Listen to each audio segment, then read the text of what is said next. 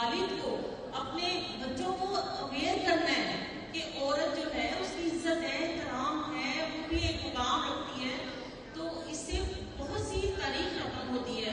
میں کہتی ہوں کہ جب کوئی مشکل آتی ہے نا تو اس وقت کوئی بڑی سی کام ہی نہیں آتی ہے، صرف کیا ہے فلیکسیبلٹی اگر ہمیں ہے، ایک لچک ہم رکھتے ہیں.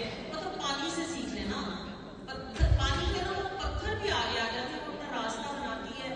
وہ پانی جو ہے وہ ادھر سے گزر جاتا ہے، ادھر سے گزر جاتا ہے، چھوٹے چھوٹے سوراخوں سے گزر جاتا ہے، وہ اپنا راستہ خود بنا لیتا ہے. اسی لیے جب بھی کوئی آپ دیکھیں نا بہت کوئی مشکل آ گئی ہے، مشکل کی دیوار آپ کے آگے کھڑی ہو گئی ہے، تو آپ اس کے ساتھ ٹکرے نہ ماریں، آپ ان کے ساتھ لڑے نہیں، آپ اپنا راستہ الگ بنا لیں، آپ کوئی نیا راستہ اختیار کر لیں.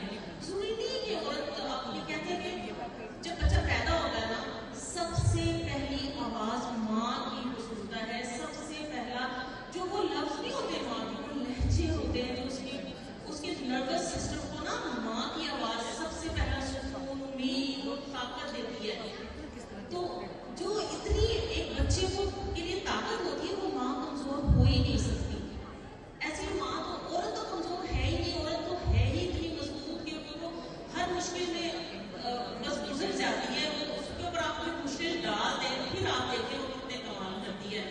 تو وومن اگر اپنے آپ کی طاقت کو، اپنی قابلیت کو پہچان لے تو وہ اتنی تعریف رقم کر جاتی ہے. اور میں کہتی ہوں کہ اپنی ایسی زندگی جی لیں، اپنی زندگی کی ایسی کہانی لکھیں کہ لوگ جو ہے نا اس کو صرف سنیں نہیں بلکہ اس کو یاد بھی رکھیں کہ آپ کچھ کرنے تھی. آپ کے یقین کو دیکھ کے کوئی ایک عورت بھی اپنے آپ کو پہچان لے گا اور وہ کہے کہ مجھے بھی ایسی زندگی جینی ہے. تو کتنی بڑی بات ہے کہ آپ ایک تاریخ رقم کرتے ہیں، آپ نے اتنا بڑا کسی کو اویئر کر دی ہے، زندگی جینے کا ایک مقصد دے دیا ہے. پلیز آپ اس دنیا سے جائیں تو ایسے نہیں کہ صبح ہو رہی ہے شام ہو رہی ہے اور زندگی یوں ہی تمام ہو رہی ہے. پلیز کوئی مقصد زندگی جی لے. میں نے بھی سوچا تھا کہ یہ والا لائف اسٹائل